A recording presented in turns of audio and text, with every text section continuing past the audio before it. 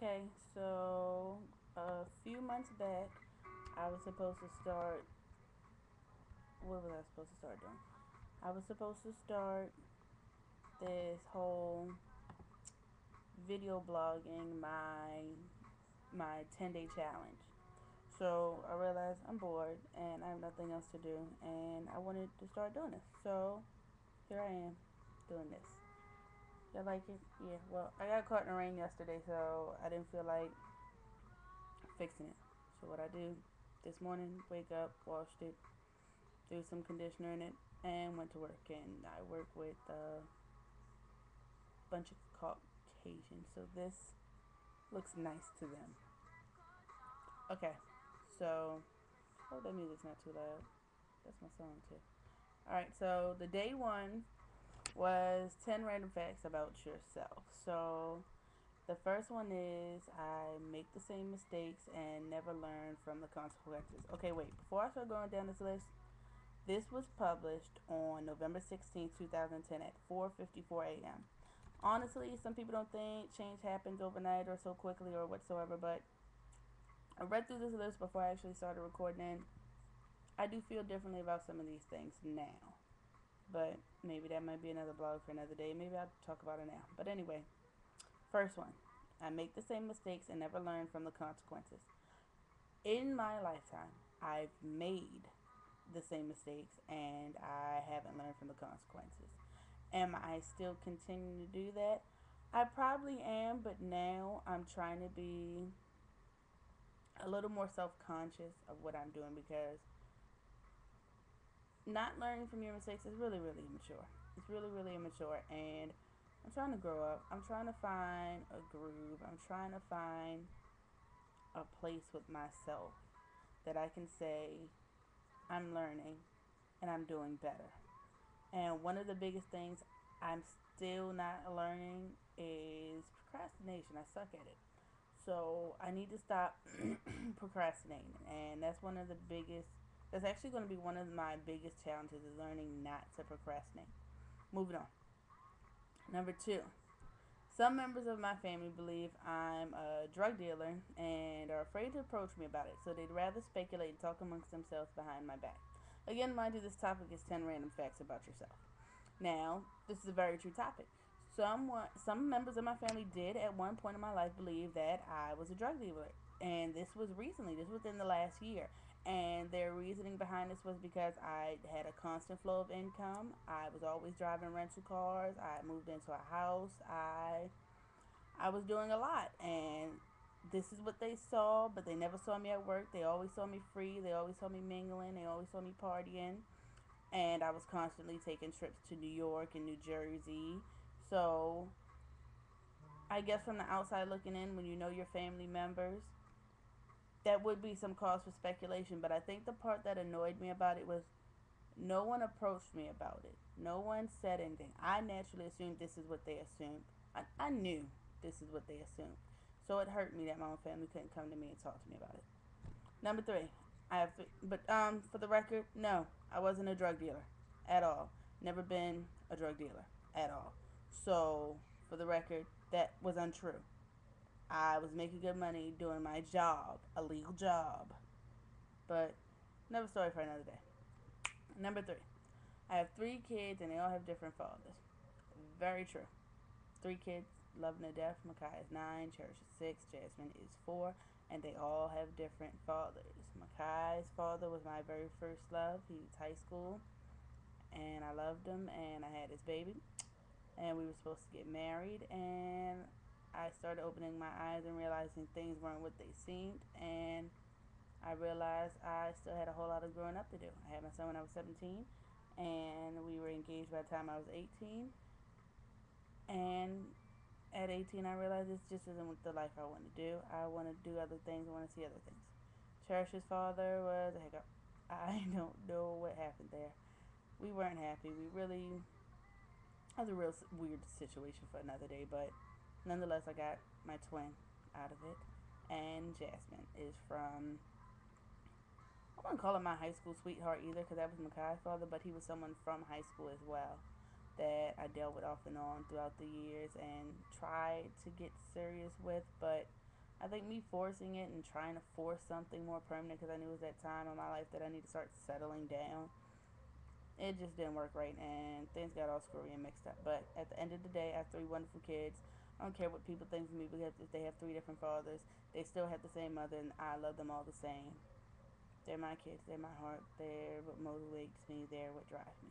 Number four, I don't think my heart has ever. Okay, I don't think my heart really has ever been broken. I have been hurt. I have been upset, but I don't think I've loved so hard that someone could hurt me. I've never been in love, and I say this with confidence. And I'm sure people that know me are going, Camille, you did some crazy things if you weren't in love. I did crazy things because I thought I was in love. I did crazy things because I was infatuated. And I did crazy things because I was probably more in love with our sex life than the actual person. So I've never been in love. I've never let my guard down enough to fall in love. I was in love with my son's father, but I honestly don't count that because when I met him, I was 16. I was pregnant by the time I was 17. We were engaged by the time I was 18. And we were split up before my 19th birthday. And I don't think I gave myself enough time to grow into that and figure out what love really was. And that was the first and only time I've ever been in love. So that's that puppy love phase. So does that really count? It wasn't infatuation. I know it wasn't infatuation, but somewhere along the lines of having his child and becoming engaged, the love disappeared. I grew up and he didn't. So the love changed. But I've never been loved. I've been hurt, but not hurt from a broken heart. All right, number five. I've never been faithful in a relationship, ever.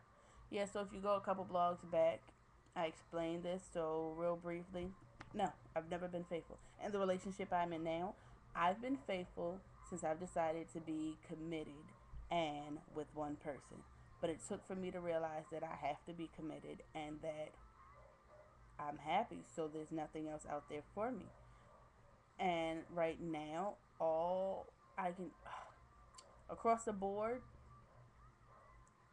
where I would cheat in other situations, I don't feel the need to cheat now. And honestly, at this point, I don't think this necessarily has to do with him.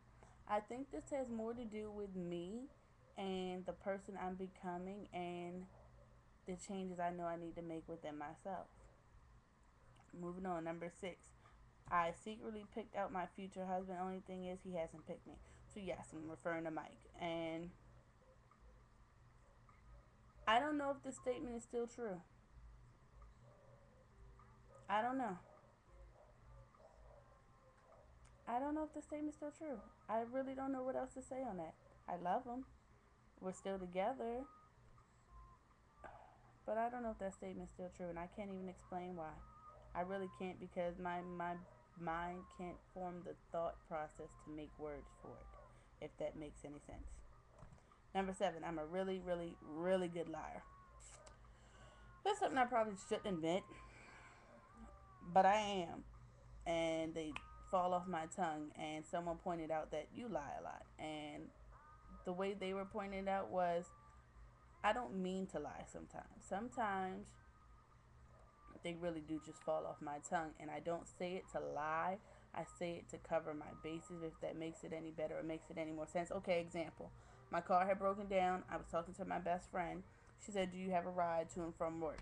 And naturally, I don't like depending on other people. I like relying on myself and figuring things out. So, in the process of talking to her and trying to wrap my head around doing things, no, I didn't have a ride to and from work.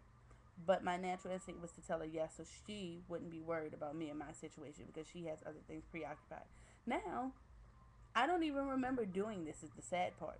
Someone else had to point it out that you told her you had a ride to and from work when you didn't. I still don't even remember doing that.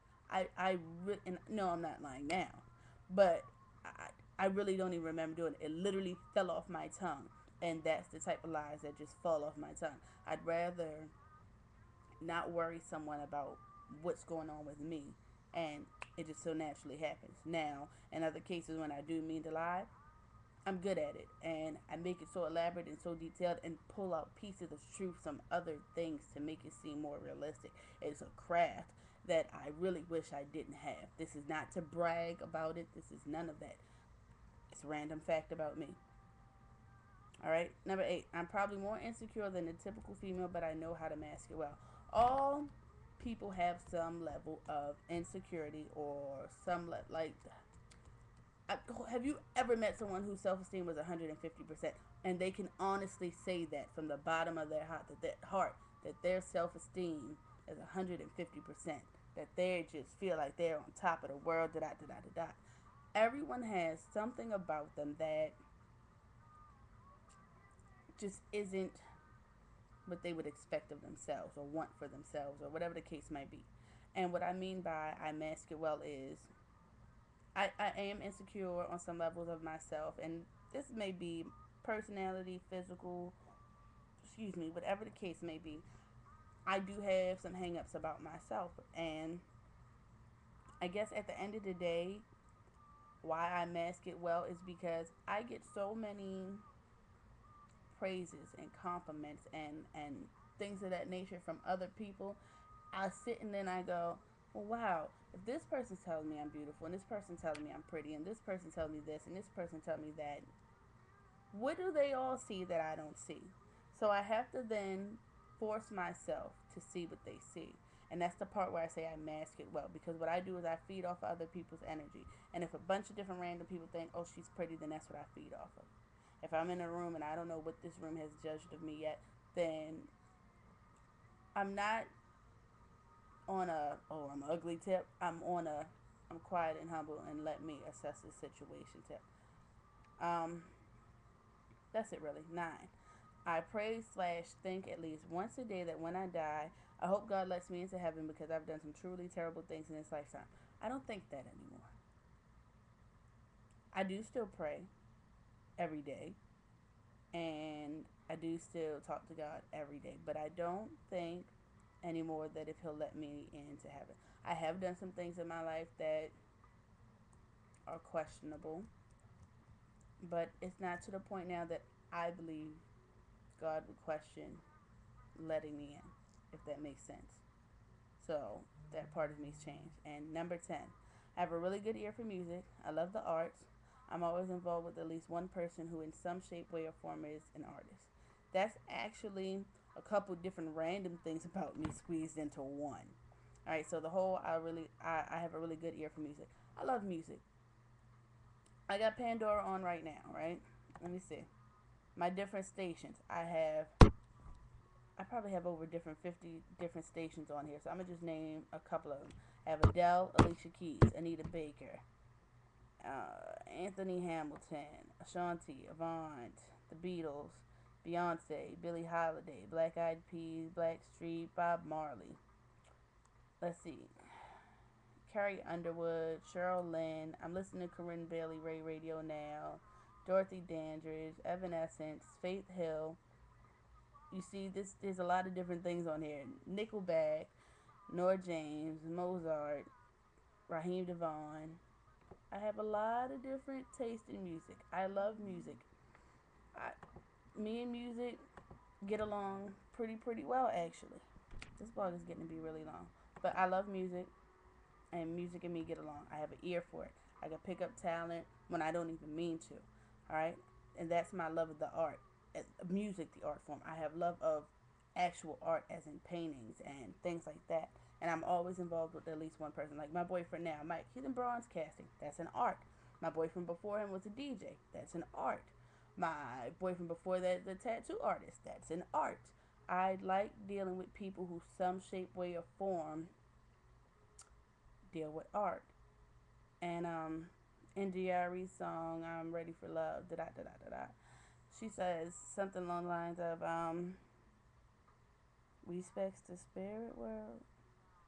Something like that. Think of the line. That's the line I'm talking about. And boom. That's the man for me. As long as he into the arts. Alright? So this blog has now been almost 15 minutes, and it stops at 15 minutes. So that's all I have to say. I'll probably do some more blogging. I'll probably do number 9 after this, since I'm kind of on a roll. Maybe. But alright.